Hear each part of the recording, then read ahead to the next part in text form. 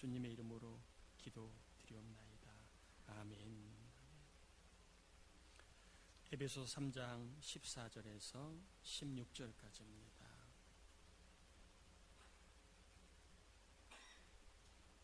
에베소서 3장 14절에서 16절까지 세 절인데 우리 같이 봉독하겠습니다.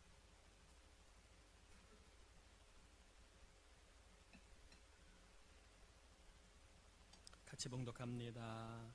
이러므로 내가 하늘에 땅에 있는 각 족속에게 이름을 주신 아버지께 무릎을 꿇고 비노니 그의 영광의 풍성함을 따라 그의 성령으로 말미암아 너희 속사람을 능력으로 강건하게 하시오며 아멘.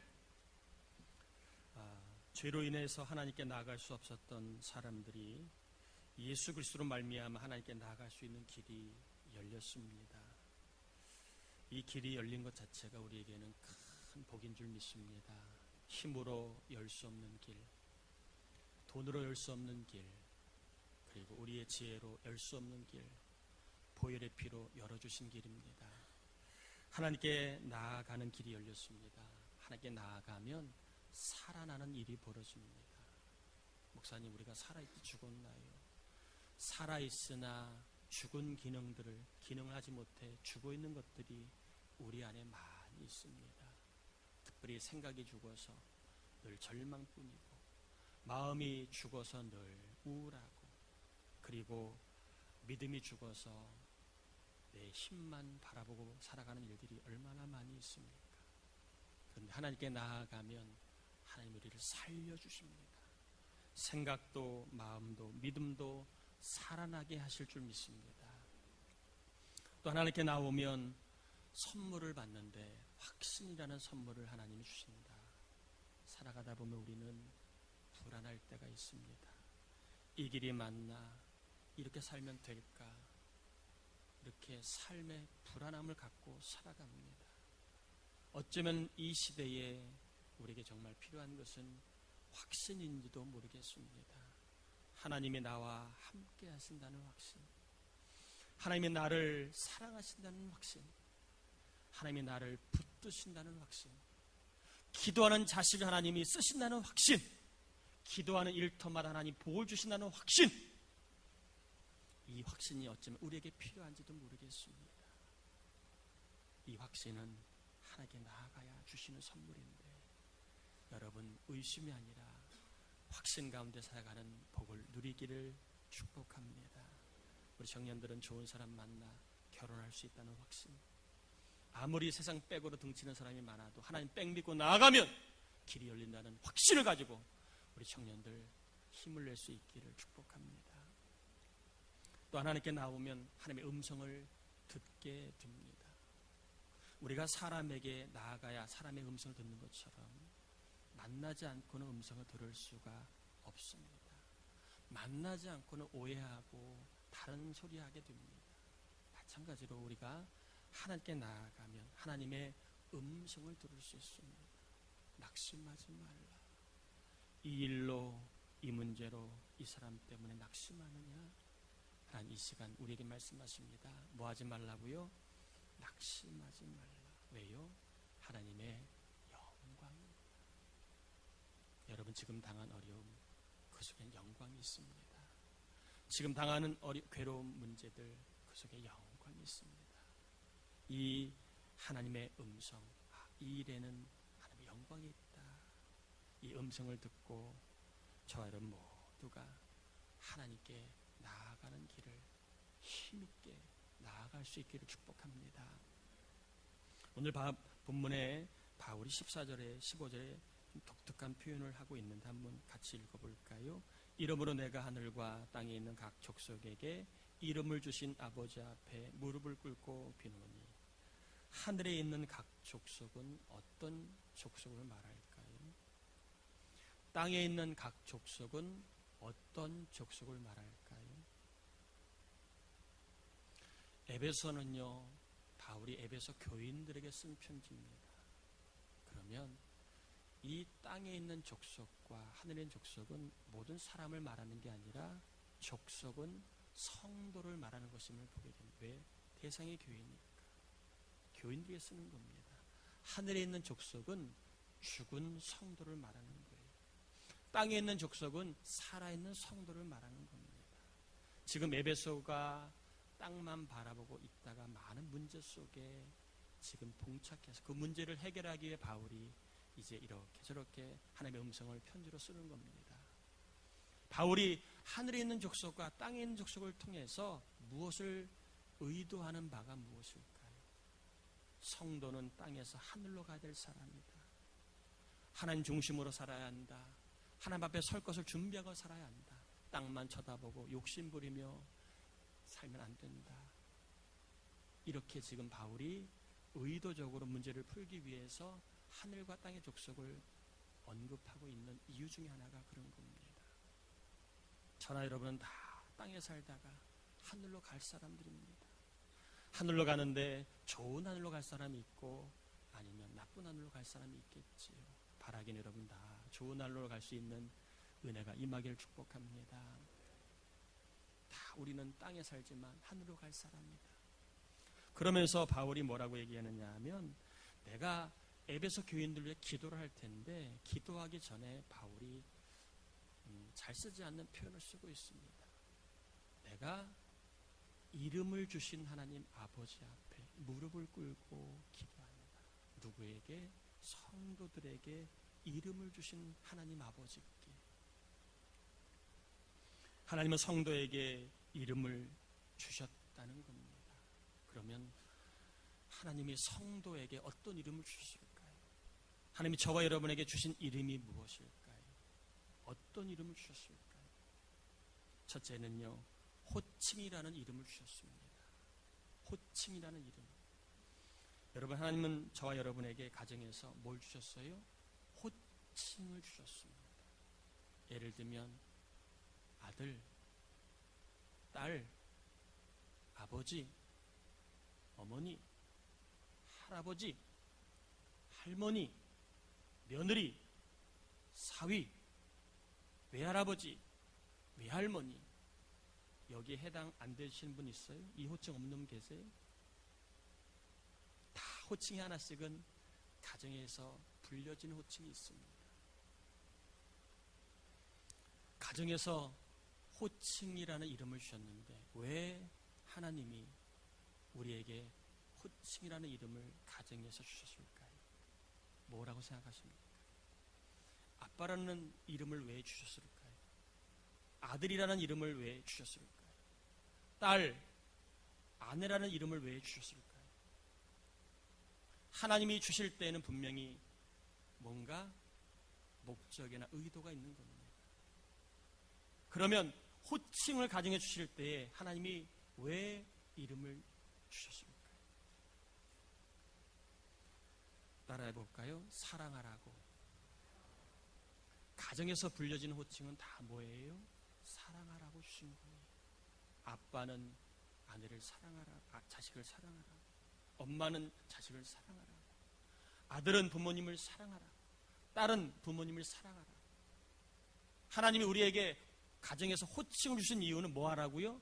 사랑하라고 주신 겁니다. 아멘으로 화답하길 바랍니다. 가정에서의 호칭은 사랑하라고 주신 것이지 미워하라고, 비난하라고, 원망하라고, 불평하라고 주신 거 아닙니다. 우리 영상 한 번만 잠깐 같이 좀 보겠습니다.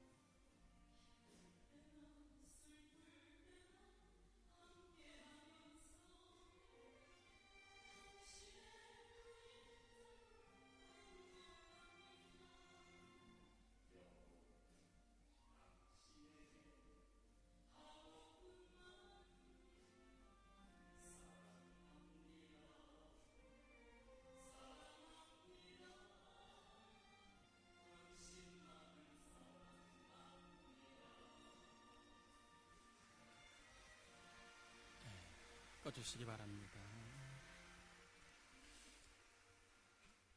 우리는 가정에서 호칭을 의미도 모른 채 부르고 살아오지 않았습니까?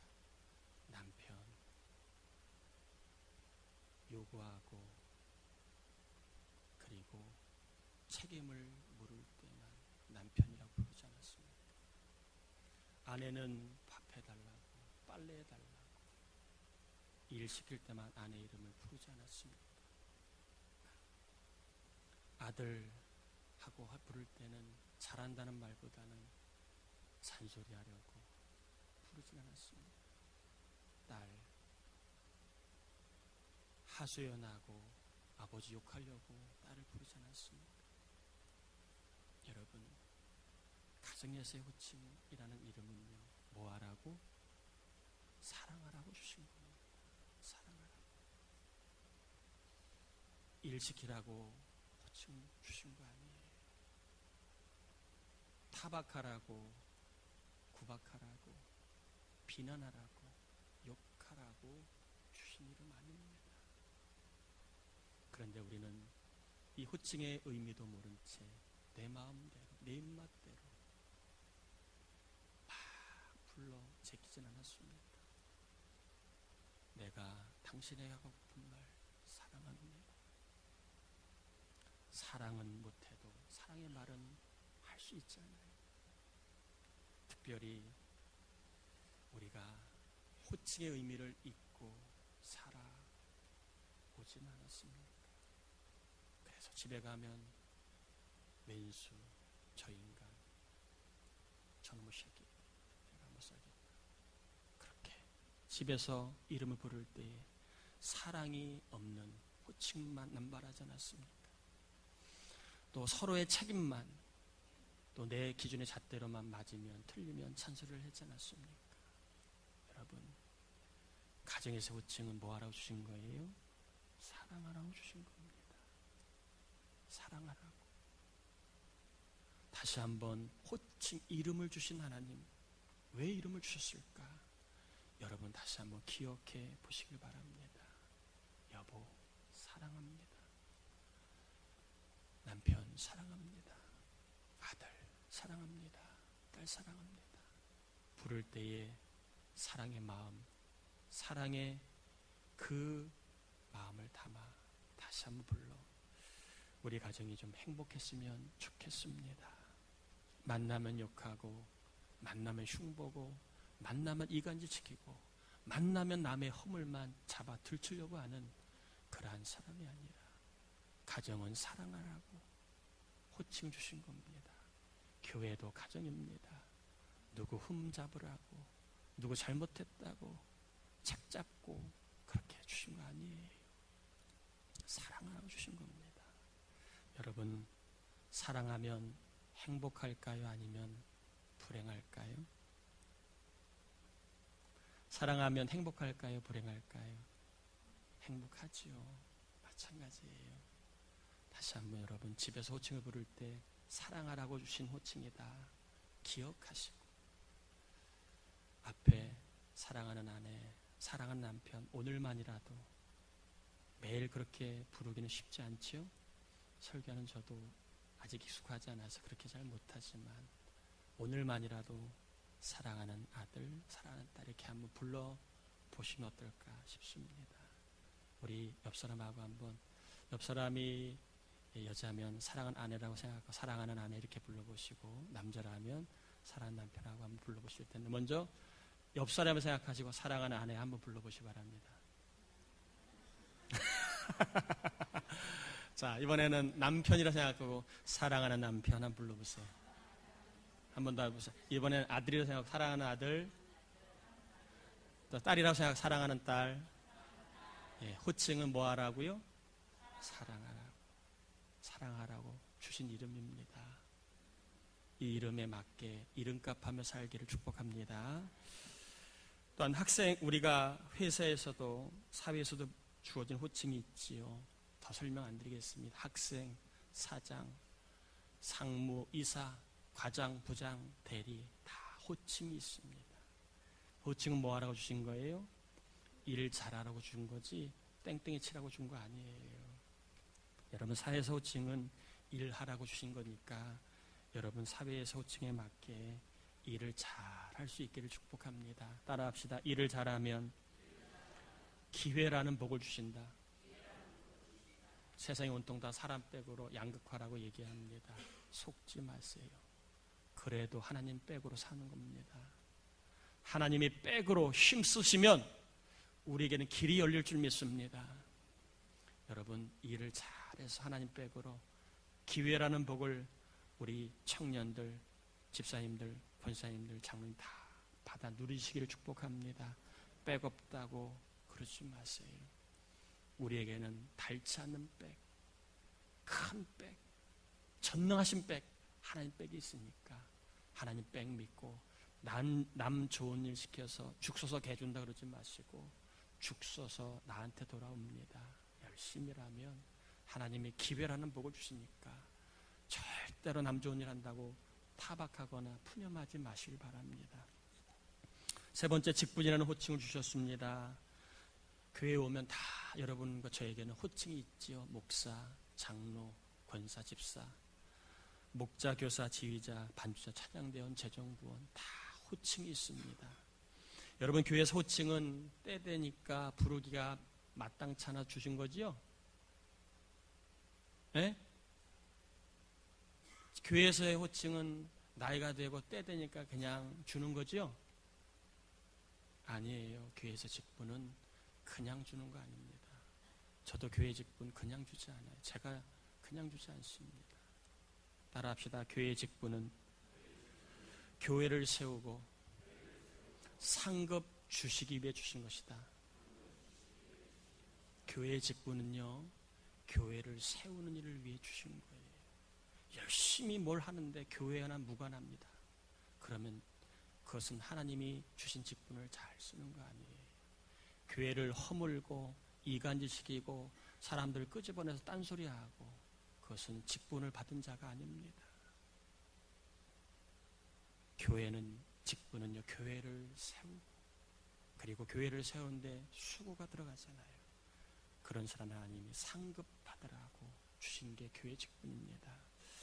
목사인 예를 한번 들어볼까요? 목사라는 직분을 제가 받았습니다. 뭘 해야 될까요? 교회를 세우기 위해서. 항상 직분은 교회를 세우는 겁니다. 교회를 허무는 거 아니에요. 직분은 교회를 세워야 됩니다. 목사인 제가 해야 될 직분이 뭘까요? 교회를 세우는 겁니다. 어떻게 해요? 모든 예배를 주관하고 그리고 복음을 전파하고 선교하고 성도들의 신앙을 지도하고 교회를 부흥케 하는 일을 위해 저에게 하나님 직분 주신 거예요. 제가 이 직분을 믿음으로 감당하면 하나님이 저에게 상을 주실 줄 믿습니다. 그러나 제가 이 일을 저희로 핑계를 대고 이 직분을 감당하지 않으면 저는 상을 못 받는다고 말하기는 그렇지만 많이 받지는 못할 겁니다. 장로라는 직분을 왜 주셨을까요? 장로라는 직분을 왜 주셨을까요? 교회를 세우라고 주신 거예요. 그러면 어떻게 해서 교회를 장로님들이 세울 수 있을까요? 담임자입니다. 담임자를 돕는 거예요. 담임자를 도와 교인들을 신방하고 신앙을 지도하고 장로는 교회의 재정 유지에 적극 참여해야 됩니다. 목사가 목회하는데 어려움이 있다면 채워주고 선교하고 전도하고 구제공사하는데 부족하다면 장로가 책임져주는 겁니다. 교회 재정만 갖고 하는 게 아니라 담임 목사가 목회하는데 목회하도록 장로는 재정적으로 채워주는 역할을 하는 게 장로입니다. 교회 돈만 갖고 하는 게 아니에요. 그래 장로가 어려운 겁니다. 그러니까 큰 상급이 있는 거예요. 왜? 재정을 책임져야 되니까. 교회 재정만이 아니라 담임 목사가 목회직을 잘 수행하도록 재정적으로 적극적으로 본인이 헌신하고 헌금하고 후원하는 게 장로의 역할입니다. 그래서 장로가 어렵지만 대신 상급이 있는 겁니다. 저는 우리 교회 장로님들이 이 직분을 잘 감당하셔서 하나님 앞에 상급 많이 받으시기를 축복합니다. 권사의 직분 뭘까요? 권사는 말 그대로 권입니다. 권면하는 겁니다. 권사는요, 교인을 권면하고 불신자를 권면해서, 교인은 권면해서 교회에 나오게 하고 불신자는 권면해서 예수 믿게 하는 게 권사의 일입니다. 그래서 권사가 이 직분을 잘 감당하면 교회가 세워지는 거예요. 근데 권사인데도 불구하고 권면을 안 해. 교회에 나오거나 말거나 신경을 안 써. 그럼 교회를 세우는 게 아니에요. 그러면 권사의 직분을 받았어도 이 사람은 상급을 받기가 어려운 겁니다. 권사는 권면하는 사람이다. 교회 교인을 권면하고 불신자를 권면해서 예배의 자리, 예수 믿게 하자는 자로 나오는 게 권사의 직입니다. 우리 권사님들은 이 직분을 귀하게 여기셔 잘 감당하시다가 큰 상급을 받길 주의 이름으로 축복합니다. 집사님 또 교인들 나머지 이야기는 다 드리지 않겠습니다. 우리가 알게 모르게 우리는 가정에서 불리는 이름이 있고 또 사회 가면 불려지는 이름이 있고 교회 오면 불려진 이름, 3가지 이름을 갖고 살아갑니다. 그 이름들을 주신 이유를 제가 전했습니다. 사랑하라고. 그리고 열심히 일을 해서 좋은 기회의 복을 받으라고. 그리고 직분을 잘 감당해서 교회, 부천동산교회를 허물지 말고 세우라고. 그래서 상급 받으라고 주신 이름들입니다. 이 이름들 여러분 잘 이름값 하셔서 이름에 걸맞게 사셔서 행복한 삶, 기회의 삶, 상급받는 삶을 누리시기를 주의 이름으로 축복합니다. 우리 옆 사람하고 인사합시다. 이름값 하며 삽시다. 이름값 하며 살아야 합니다. 바울은 이어서 에베소 교인들을 위해서 기도를 3가지를 하고 있는데 오늘은 한 가지 기도만 살펴보겠습니다.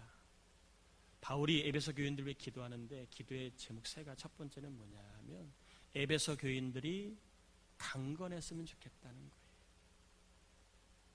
능력을 받아 강건하게 살았으면 좋겠다.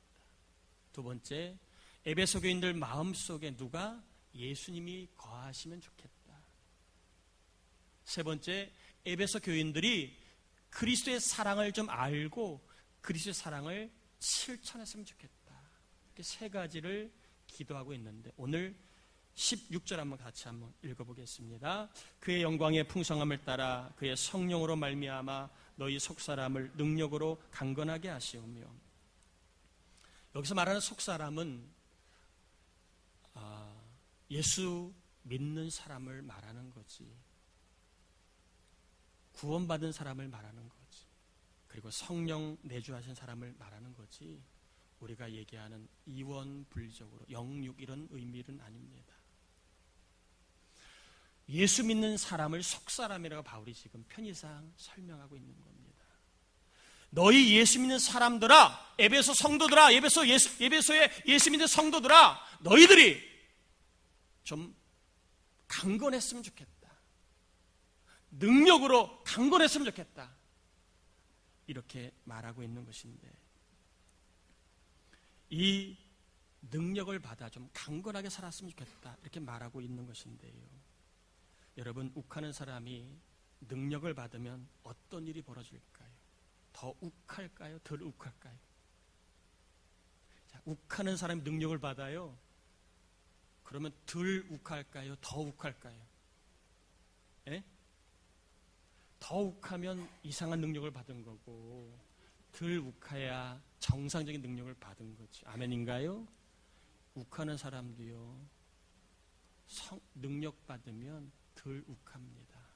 저도 상당히 다혈질이라 많이 욱합니다. 그런데 성령의 능력을 받으면 그 욱하는 게 창피해지기 시작합니다. 예전에는 욱해도 부끄러운 줄 몰랐어요. 근데 능력 받으면 그게 부끄럽다는 걸 알아요. 성질이 아무리 고약한 사람도 능력 받으면 그 성질이 죽을까요? 더 살아날까요? 뭐 물어보나 말하지요? 더 날뛰면 그 이상한 거 받은 거고 제대로 된 거 받으면 승질이 죽지요. 남편 승질 여러분 기도하세요. 능력 받으면 그 승질 죽습니다. 요즘에 아내들도 승질이 아주 살아있어가지고 요즘 남편들이 좀 불쌍해요. 이상하게 남자들이 불쌍해졌어요. 우리 남편들이요, 기도합시다. 아내가 능력받아 승질이 죽도록 기도합시다. 죄에 빠진 사람도 능력받으면 죄를 이기는 횟수가 늘어납니다. 죄가 싫어져요. 능력받으면 전에는 짝짝 달라붙었는데 죄가 악한 것들이 너무 쾌감 있고 좋았는데 능력받으면 그렇게 역겨워지기 시작합니다. 싫어집니다. 짜증내던 사람도 능력받으면 기쁘게 살아갑니다. 불평을 입에 달고던 사람도 능력받으면 감사의 사람으로 얼마든지 변화됩니다. 우리가요, 이렇게 선하게 살고 복되게 살면 뭘 받아야 될까요? 능력받아야 됩니다. 우리 힘으로 살다가 된 게 뭐가 있어요? 우리의 주먹 붙들고 살다가 나아진 게 뭐가 있어요? 더 나빠지면 나빠졌지요. 그래서 우리는 능력받아야 되는데 사도 바울이 이야기합니다. 에베소 성도들아, 능력받아라. 그래야 강건하게 성도답게 살 수 있다. 16절 다시 한번 읽어보겠습니다. 그의 영광의 풍성함을 따라 그의 성령으로 말미암아 너희 속사람을 능력으로 강건하게 하시오며, 능력을 받기 위해서는요, 누가 능력을 주시는가를 알아야 되는 거예요. 누가 능력을 주신다고요? 성령님이 능력을 주시면 저와 여러분이 속사람 구원받는 성도가 어떻게 된다고요? 강건해질 수 있다는 겁니다. 성령님이 이 시간 저와 여러분에게 감사의 능력을 주시길 바랍니다. 감사 아무리 찬양을 부르고, 감사 아무리 성경 구절을 외우고, 감사 아무리 우리가 외쳐도요, 나가면 다 잊어버려요. 저만 그런가요? 밥 먹다가 감사 다 잃어버립니다. 집에 가면 집구석에 왜 그래? 하는 마음에 드는 게 없어 하고 짜증내고 불평하기. 추수감사절 100번을 드려보세요. 집에 가면 감사를 온데간데 없습니다. 이제 막 태어난 우리 갓난 아이한테 체력은 국력이야, 힘이 있어야지, 뛰어 그런다고 걔가 뛸 수 있습니까? 능력이 없는데. 이제 막 뒤집는 아이한테 힘이 있어야 살아, 바구바구 막 시키면 걔가 하겠습니까? 남자는 팔에 힘이 좋아야 돼. 바구바구 시킨다 걔가 하겠습니까? 능력이 없는데 어떻게 해요? 감사를 아무리 외쳐도 감사할 능력이 우리한테 없는데 어떻게 감사하겠습니까? 그래요, 안 그래요? 감사할 능력이 있어야 감사하죠. 감사할 능력을 다 잃어버리고 바닥났는데 아무리 감사하라고 정신교육 시킨다고 그게 되겠습니까? 나가면 다 까먹고 잊어버리죠. 그래서 오늘 성령은 우리에게 능력을 주시는 분이신데 이 시간 예배하는 저와 여러분에게 감사의 능력을 풍성히 주시기를 축복합니다. 감사의 능력을 받아 우리가 강건하게 흔들림 없이 어떤 조건과 상황에서도 감사하게 살아가는 저와 여러분 되기를 주의 이름으로 축복합니다. 여러분, 능력을 받으려면 어떻게 되는지 성경에 나와 있습니다. 마지막으로 성경 한 구절만 찾겠습니다. 사도행전 8장 15절입니다.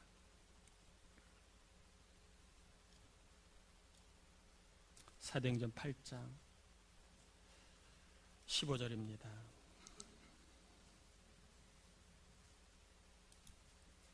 사도행전 8장 15절 같이 한번 신약의 200페이지 있는 사도행전 8장 15절 같이 한번 읽어봅니다.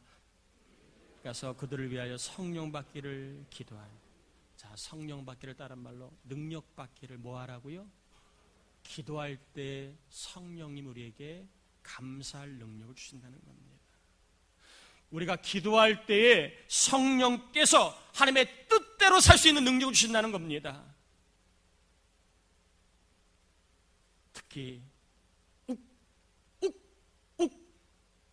미안합니다. 끝에 이름이 욱자 들어가신 분들 양해하시고, 요즘에 애나 어른이나 너무 잘 욱합니다. 우리 대한민국 욱공화국이라고 할 정도로 온통 다 욱천지입니다. 작은 일이건 큰 일이건 욱합니다.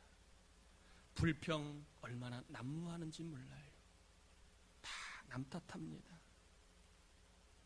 남을 탓합니다.